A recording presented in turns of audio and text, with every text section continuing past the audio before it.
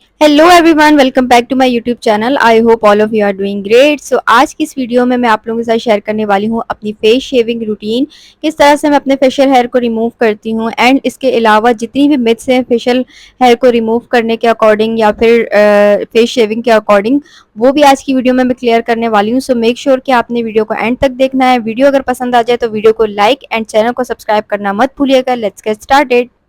मैं 15 डेज में एक मरतबा या फिर मंथ में एक मरतबा अपने फेस शेव करती हूँ, फेशियल हेयर को रिमूव करती हूँ, क्योंकि मुझे फेशियल हेयर की जो मेरी ग्रोथ है वो इतनी ज़्यादा है नहीं। जब स्टार्टिंग में मैं फेशियल हेयर को रिमूव करती थी यानी फेस शेविंग करती थी, तब मेरे जो फेशियल हेयर की ग्रोथ है वो बहुत ज़्यादा होती थी। अब जब मैंने इस रूटीन को फॉलो किया है, इसके बाद से मुझे ऐसा लगता है कि मेरे जो फेशियल हेयर है इनकी ग्रोथ थोड़ी सी कम हो चुकी है। तो सबसे पहले मैं क्या करती हूँ, अपने फेस को अच्छे से वॉश कर लेती हूँ। आपके पास कोई भी आपका फेवरेट फेस वॉश है वो आप यूज़ कर लें, उससे अपने फेस को वॉश कर लें। मेक श्योर कि आपका फेस बिल्कुल क्लीन हो, इसके बाद ही आप फेस शेविंग स्टार्ट करें। तो सबसे पहली मिथ मैं आपको यहाँ पे ये क्लियर कर दूं, बहुत सारे लोगों को ऐसा लगता है कि अगर वो फेस शेविंग करेंगे तो उसके बाद जो उनके फेशियल हेयर की ग्रोथ है वो बहुत ज़्यादा होगी या फिर थिक होगी। बट ऐसा कुछ भी नहीं होता, ये जस्ट एक मिथ है। जब भी आप अपने फेशियल हेयर को रिमूव करेंगे या फिर शेव करेंगे अपने फेस को, तो जो आपकी नॉर्मल ग्रोथ है हेयर की, सेम वही ग्रोथ होगी, इससे ज़्यादा नहीं होगी। बल्कि मुझे तो ऐसा लगता है कि जब से मैंने फेस शेविंग करना स्टार्ट की, जो मेरी नॉर्मल ग्रोथ थी उससे भी कम हो चुकी है। क्योंकि पहले मैं वीक में एक मरतबा फेशियल हेयर को रिमूव करती थी, अब मैं 15 डेज में या फिर मंथ में एक मरतबा करती हूँ। मुझे इतने ज़्यादा फेशियल हेयर की प्रॉब्लम नहीं होती।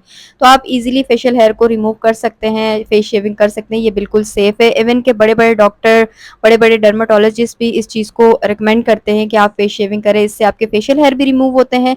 इसके अलावा जो आपके फेस पे डेड स्किन है वो भी रिमूव होती है। तो ये बिल्कुल ही सेफ है। अच्छा, सेकंड चीज़ मैं आपको यहाँ पे ये दिखा रही हूँ कि यहाँ पर मैं जो यूज़ कर रही हूँ ये टिंकल रेजर है, ठीक है। टिंकल रेजर दो टाइप की आती है, एक इस तरह से जो मैं आपको वीडियो में दिखा रही हूँ जिगजैग पैटर्न वाली है, एक बिल्कुल जो इसकी जो स्ट्रेट ब्लेड होती है वो वाली होती है। तो आप इस तरह जो जिगजैग वाली है आप वो यूज़ करें। इससे ये होता है कि आपको कट लगने के चांसेस कम होते हैं। इसके बाद फेशियल हेयर कभी भी आपने ड्राई स्किन पे नहीं रिमूव करना, कभी भी ड्राई स्किन पे टिंकल रेजर को यूज़ नहीं करना। आप टिंकल रेजर को यूज़ करने से पहले एलोवेरा जेल अप्लाई कर लें या फिर कोई भी फेशियल ऑयल अप्लाई कर लें, या फिर अगर आपके पास कुछ भी नहीं है तो जस्ट आप अपना फेवरेट जो भी मॉइस्चराइजर है आप वो अप्लाई कर लें। फेस को आपने मॉइस्चराइज करना है, ड्राई फेस पे आपने कभी भी टिंकल रेजर को यूज़ नहीं करना। अब आपने क्या करना है, जिस एरिया से आपने अपने बालों को रिमूव करना है उस एरिया को एक हाथ से अच्छे से पुल कर लेना है एंड दूसरे हाथ से आपने छोटे छोटे स्ट्रोक्स में टिंकल रेजर को यूज़ करना है। और जितना छोटा स्ट्रोक होगा, जितने जेंटली आप अपने फेस पे टिंकल रेजर को यूज़ करेंगे, इतना ही कट लगने के चांसेस भी कम होंगे एंड फेशियल हेयर आपके बहुत ही इजीली रिमूव हो जाएंगे। तो इसी तरह से आपने छोटे-छोटे स्ट्रोक्स में काम करना है, ठीक है। सबसे पहले फेस को वॉश कर लें। जब तक आपका फेस वॉश नहीं होगा, क्लियर नहीं होगा, क्लीन नहीं होगा, तब तक आप कुछ भी कर लें आपका फेस अच्छा नहीं लगता। तो इस मेक श्योर कि पहले आप अपने फेस को क्लीन करें, इसके बाद आप अपने टिंकल रेजर को यूज़ करें। फेस को वॉश करने के बाद आप एलोवेरा जेल लगा लें। मैंने यहाँ पे एलोवेरा जेल यूज़ किया है। अगर आपके पास नहीं है, कोई मॉइस्चराइजर लगा लें, कुछ भी लगा लें, फेशियल ऑयल लगा लें, बट ड्राई स्किन पे आपने कभी भी टिंकल रेजर को यूज़ नहीं करना।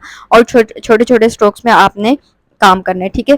अच्छा, जो जब भी आप टिंकल रेजर यूज़ करें, इसको डाउनवर्ड मोशन में आपने यूज़ करना है, यानी जो आपके फेशियल हेयर की ग्रोथ है सेम उसी वे में आपको इसको यूज़ करना है। जब हम बॉडी पे शेविंग करते हैं तो हम अपोजिट डायरेक्शन में यूज़ करते हैं ना रेजर को, बट फेस पे आपने अपोजिट डायरेक्शन में यूज़ नहीं करनी, आपने सेम डायरेक्शन में यूज़ करनी है। जिस डायरेक्शन में आपके हेयर की ग्रोथ है उसी डायरेक्शन में यूज़ करनी है। थर्ड चीज़ मैं आपको ये बताती हूँ यहाँ पे कि जब भी अगर आपके फेस पे एक्टिव एक्नी है तब आपने टिंकल रेजर को यूज़ नहीं करना। अब आप लोग यहाँ पे ये सोच रहे होंगे कि मेरे फेस पे भी एक्नी है और मैं टिंकल रेजर को यूज़ कर रही हूँ, लेकिन आप यहाँ पे वीडियो में ये देख सकते हैं कि मेरे जहाँ पर एक्नी है मैं वहाँ पर टिंकल रेजर को यूज़ नहीं करी, यानी मेरे चीक्स पे एक्नी है उस पे मैं यूज़ नहीं करूँगी। जिन एरिया पे एक्नी नहीं है मैं उस एरिया पे टिंकल रेजर को यूज़ कर रही हूँ, क्योंकि अगर आप एक्नी पे टिंकल रेजर को यूज़ करेंगे तो ऑब्वियसली आपकी एक्नी ट्रिगर हो जाएगी, ठीक है, और फिर एक्नी आपकी वर्स भी हो सकती है। तो इसी वजह से मेक श्योर कि आपके फेस पे अगर एक्नी ना हो आप तब टिंकल रेजर यूज़ करो। और अगर थोड़े बहुत एक्नी पिंपल हैं तो आप उस एरिया पे यूज़ ना करें जो बाकी आपका फेस का एरिया है। जैसे कि आप, मेरे फॉरहेड पे एक्नी नहीं है और जॉ लाइन की साइड पे या फिर चीक्स की साइड पे मेरी एक्नी नहीं है, तो मैं उन जगहों पे ये टिंकल रेजर यूज़ कर रही हूँ। इसके अलावा अगर आप चाहते हैं कि आप वैक्सिंग करवाना चाह रहे हैं या फिर आप थ्रेडिंग करवाना चाह रहे हैं तो आप वो भी कर सकते हैं, लेकिन वो एक पेनफुल प्रोसेस है। इसके अलावा वो टाइम टेकिंग भी बहुत ज़्यादा है और बहुत सारे लोग ऐसे हैं जिनको घर पर थ्रेडिंग करना या फिर वैक्सिंग करना नहीं आती है। ऑब्वियसली उसके लिए उनको सैलून जाना पड़ता है एंड सैलून में एक्सपेंसिव होता है बहुत ज़्यादा, तो इसीलिए टिंकल रेज़र बेस्ट ऑप्शन है। आप घर पे इसको ईज़िली कर सकते हैं, पेनफुल भी नहीं है ये और बहुत ज़्यादा अफोर्डेबल ऑप्शन है। जो यहाँ पर मैं टिंकल रेज़र यूज़ कर रही हूँ, ये मैंने 150 रुपीज़ की बाई की थी और इसमें आपको 3 टिंकल रेज़र मिल जाएँगी। एक रेज़र आप ईज़िली 3 टाइम्स यूज़ कर सकते हैं, यानी 3 दफ़ा आप इसको ईज़िली यूज़ कर सकते हैं। उसके बाद इसकी ब्लेड थोड़ी-सी स्लो हो जाती है और इतने अच्छे से फेशियल हेयर को रिमूव नहीं करती।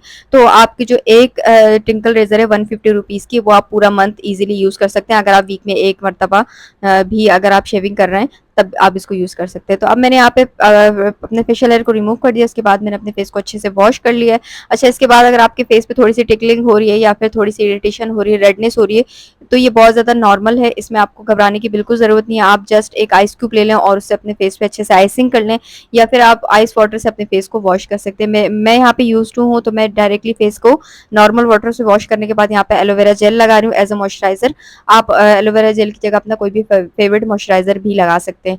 तो यहाँ पर मेरी फेस शेविंग रूटीन होती है कंप्लीट, बहुत ही सिंपल थी, बहुत ही ईज़ी थी और सारी ही मैंने आपके साथ बातें क्लियर कर दी हैं। कुछ भी अगर आपको इसके अलावा पूछना है या आपकी कोई ऐसी कोई क्यूरी है, आपके माइंड में कोई ऐसा क्वेश्चन है कि तो वो आप मेरे से कमेंट में ज़रूर पूछिएगा, मैं आपको उसका रिप्लाई करूँगी।